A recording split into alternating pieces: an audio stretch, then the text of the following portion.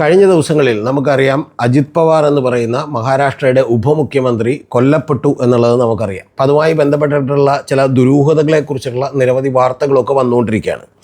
പക്ഷേ ഞാനിവിടെ ചർച്ച ചെയ്യുന്നത് അത്തരത്തിലുള്ള ദുരൂഹതകളെക്കുറിച്ചോ അദ്ദേഹത്തിൻ്റെ വിയോഗമുണ്ടാക്കിയിട്ടുള്ള ഇത്തരത്തിലുള്ള അപസർപ്പക കഥകളെക്കുറിച്ചോ ഒന്നുമല്ല. എനിക്ക് ചർച്ച ചെയ്യാനുള്ള ഏറ്റവും പ്രധാനപ്പെട്ട കാര്യമെന്ന് പറയുന്നത് ഈ പറയുന്ന NCPക്ക് എന്ത് സംഭവിക്കും എന്നുള്ളതാണ്. NCP എന്ന് പറഞ്ഞാൽ യഥാർത്ഥത്തിലുള്ള ചിഹ്നവും പേരുമൊക്കെ കിട്ടിയത് അജിത് പവാറിൻ്റെ NCPക്കാണ്. പക്ഷെ നമുക്കറിയാം അവിടെ NCP എന്ന് പറയുന്നതിൻ്റെ ഏറ്റവും വലിയ നേതാവ് ശരത് പവാർ ആയിരുന്നു. ഒരു കാര്യം കൂടി നിങ്ങളോട് പറയാം, ഇവരുടെ ഇടയിൽ കുടുംബത്തിലുണ്ടായിട്ടുള്ള ഈ സ്പ്ലിറ്റും അതുപോലെ കൃത്യമായിട്ട് പാർട്ടിയിലുണ്ടായിട്ടുള്ള സ്പ്ലിറ്റും ഒക്കെ വളരെ ഫേക്കാണ്, ജനങ്ങളുടെ കണ്ണിൽ പൊടിയിടാൻ വേണ്ടിയിട്ടാണ്.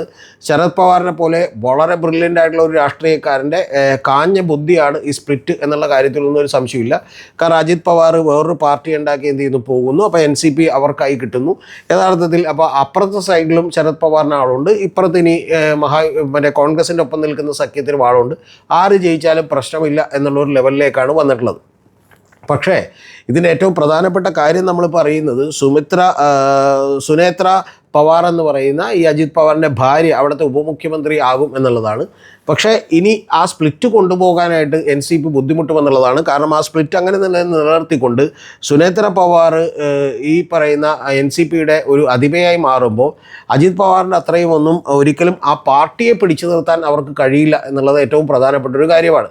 അത് യഥാർത്ഥത്തിൽ ശരത് പവാറിന് ശേഷം ശരത് പവാറിൻ്റെ നേതൃത്വത്തിലുള്ള NCPയും ഫേസ് ചെയ്യുന്നൊരു പ്രശ്നമാണ്. കാരണം ശരത് പവാറിൻ്റെ നേതൃത്വത്തിലുള്ള NCPയിലും ഈ പറയുന്ന പോലെ സുപ്രിയ സുലെ എന്ന് പറയുന്ന അദ്ദേഹത്തിൻ്റെ മകളാണ് വലിയ അധികാരി. അവർ വളരെ ഗംഭീരമായിട്ടുള്ള പെർഫോമറാണ്, പ്രതിപക്ഷത്ത് നിന്നുള്ള വളരെ പ്രോമിസിംഗ് ആയിട്ടുള്ള ഒരു MP ആണ്, പാർലമെൻറ്റിൽ അതിഗംഭീരമായി സംസാരിക്കാൻ കഴിയുന്ന ഒരാളാണ്, അത്തരത്തിൽ പ്രശ്നങ്ങളിലൊക്കെ ഇടപെടാൻ കഴിയുന്ന ഒരാളാണ്. പക്ഷേ ഈ പറയുന്ന അജിത് പവാറിനുള്ള ഒരു കാര്യം അവർക്കില്ല, സുപ്രിയ സുലേക്ക് പോലും ഇല്ലായിരുന്നു. അതെന്താണെന്ന് വെച്ചാൽ അജിത് പവാറിനെ സംബന്ധിച്ചോളം ഏറ്റവും താഴേക്കിടയിലുള്ള പ്രവർത്തകരുമായി പോലും ബന്ധം സ്ഥാപിക്കുകയും വലിയ തോതിലുള്ള നെറ്റ്വർക്ക് ഉണ്ടാക്കുകയും ഒക്കെ ചെയ്തിട്ടുള്ള ഒരാളാണ്. എന്ന് പറഞ്ഞാൽ അണികളെ, സംഘടനാ സംവിധാനത്തെ ഗംഭീരമായി നിലനിർത്താൻ കഴിഞ്ഞിട്ടുള്ളത് അജിത് പവാറിനാണ്. അതിൽ ചില ക്രിമിനലുകളടക്കം മറ്റു പലരുമായിട്ടുള്ള നിരവധി ബന്ധങ്ങളൊക്കെ ഉണ്ട് എന്നുള്ളതൊന്നും മറന്നുകൂടാ. പഞ്ജന കൃഷ്ണ എന്ന് പറയുന്ന ഒരു IPS ഉദ്യോഗസ്ഥയോട് അവർ ഒരു എക്സ്കവേഷൻ തടയാൻ വേണ്ടി ചെന്നപ്പോൾ അവിടുത്തെ തന്നെ ഒരു ചെറിയ ലോക്കലായിട്ടുള്ളൊരു ഈ പറയുന്ന പോലെ അനധികൃതമായി ഖനനം നടത്തുന്നവൻ തന്നെ ഉപമുഖ്യമന്ത്രിയെ വിളിച്ചതും ഫോൺ കൊടുത്തതും ഒക്കെ അഞ്ജന കൃഷ്ണയെ പോലും ഞെട്ടിച്ചു. അവർ മലയാളിയായിട്ടുള്ള ഒരു സ്ത്രീയാണ്, IPS കാരിയാണ്, അവർ അവിടുത്തെ അസിസ്റ്റൻറ്റ് സൂപ്രണ്ടായിരുന്നു എന്നാണ് എൻ്റെ ഓർമ്മ. അപ്പോൾ അത്തരത്തിൽ ഞെട്ടിച്ചിട്ടുള്ള രീതിയിൽ ബന്ധങ്ങളുള്ള ഒരാളാണ്. പക്ഷേ രാഷ്ട്രീയത്തിൽ അതും ആവശ്യമാണ് എന്ന് നമുക്കറിയാം. എന്ന് പറഞ്ഞാൽ ക്രിമിനലിസം അല്ല, പകരം താഴെത്തട്ടിലുള്ള ആളുകളുമായിട്ടുള്ള ബന്ധം വളരെ കൃത്യമായി സൂക്ഷിക്കാൻ കഴിയുന്ന, സംഘടന വളരെ കൃത്യമായി കൊണ്ടു നടക്കാൻ കഴിയുന്ന, അതിഗംഭീരമായി അതിനുവേണ്ടി പണിയെടുത്തുകൊണ്ടിരുന്ന ഒരാളാണ് അജിത് പവാർ എന്നുള്ളത് നമ്മൾ മറന്നു പോകരുത്.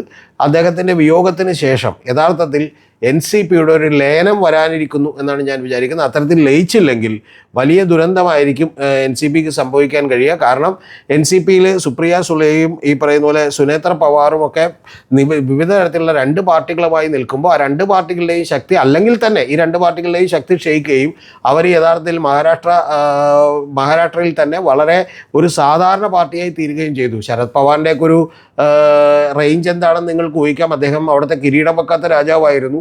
മഹാരാഷ്ട്രയിൽ കോൺഗ്രസ് ഒക്കെ തന്നെ അധികാരത്തിലിരുന്ന സമയങ്ങളിൽ വലിയ തോതിൽ സ്വാധീനമുണ്ടായിരുന്ന ഒരാളായിരുന്നു എന്നുള്ളതൊക്കെ നിങ്ങൾ മറന്നു പോകരുത്. അദ്ദേഹം നാഷണൽ ലെവലിൽ തന്നെ ഫിഗർ ആയിരിക്കുമ്പോഴും മഹാരാഷ്ട്രയിൽ അദ്ദേഹത്തിൻ്റെ തെരഞ്ഞെടുപ്പൊക്കെ തന്നെ വളരെ രസകരമാണ്. അദ്ദേഹം 1-2 ദിവസം മാത്രമാണ് മണ്ഡലത്തിൽ ചിലവഴിക്കുക. കാരണം ചിലവഴിച്ചാലും ഇല്ലെങ്കിലും ജയിക്കും എന്ന് പറയുന്ന ഒരു കാര്യത്തിലാണ്, ഒരു ലെവലിലാണ് അവിടെ കാര്യങ്ങൾ പോയിക്കൊണ്ടിരുന്നത്. അപ്പോൾ അത്തരത്തിലുള്ള വലിയ തോതിലുള്ള അപ്രമാദിത്വം ഉണ്ടായിരുന്ന ഒരാളാണ്. ആ പാർട്ടി തന്നെ ഇപ്പോൾ ക്ഷയിച്ച് ഏതാണ്ട് ഒരു വളരെ ജൂനിയർ പാർട്ട്ണറായി മാറിയിട്ടുണ്ട്. അപ്പോൾ ആ ജൂനിയർ പാർട്ട്ണറിനേക്കാൾ താഴേക്ക് ഇനി വീണ്ടും പോകും എന്നുള്ളതാണ് ഏറ്റവും പ്രധാനപ്പെട്ട കാര്യം. ഇവർ രണ്ടുപേരും തമ്മിൽ ലയിക്കുകയും വളരെ കൃത്യമായി പാർട്ടിയെ വളർത്താനുള്ള സ്ട്രാറ്റജികൾ ബിൽഡ് ചെയ്യുകയും ചെയ്തില്ലെങ്കിൽ, കാരണം അല്ലെങ്കിൽ ഈ പൊളർപ്പ് തന്നെ വെറും പൊള്ളയായിരുന്നു എന്നും ഇത് ജനങ്ങളെ പറ്റിക്കാനുള്ള പരിപാടിയായിരുന്നു എന്നൊക്കെ വളരെ കൃത്യമായി ജനങ്ങൾക്ക് ഇപ്പം തന്നെ മനസ്സിലായിട്ടുണ്ട്. കൂടാതെ ഈ പാർട്ടി എങ്ങനെയാണ് ഈ സുനേത്ര പവാറും അതുപോലെ ബാക്കിയുള്ള ആളുകളും, ഈവൻ അദ്ദേഹത്തിൻ്റെ 2 മക്കളുണ്ട്, ജയും അതുപോലെ തന്നെ പാറും ഒക്കെ, ഇവരൊക്കെ അടക്കം നിലനിർത്താൻ കഴിയുമോ എന്നുള്ള വലിയ ചോദ്യവും വലിയ പ്രതിസന്ധിയിലേക്കും യഥാർത്ഥത്തിൽ NCP എത്തപ്പെട്ടിരിക്കുന്നു എന്നുള്ളതാണ് നമുക്ക് പറയാൻ കഴിയുന്നൊരു കാര്യം. കൂടാതെ NCPയെ പോലെയുള്ള മറ്റ് ഈ പറയുന്ന രണ്ടുപേരും കൂടി ലയിച്ചാൽ പിന്നെ അവർ ആരുടെ ഒപ്പം നിൽക്കും? NDAയോടൊപ്പം നിൽക്കുമോ, അതോ കോൺഗ്രസിൻ്റെ പോലെയുള്ള ഒരു പാർട്ടിയുടെ ഒപ്പം നിൽക്കുമോ? അധികാരമില്ലാതെ അവർക്ക് അങ്ങനെ നിൽക്കാൻ കഴിയുമോ എന്നൊക്കെ ഉള്ളതൊക്കെ വലിയ ചോദ്യമാണ്. ഇതാണ് മഹാരാഷ്ട്രയിൽ ഇപ്പോൾ ഏറ്റവും നടക്കുന്ന പുതിയ സംഭവവികാസങ്ങൾ.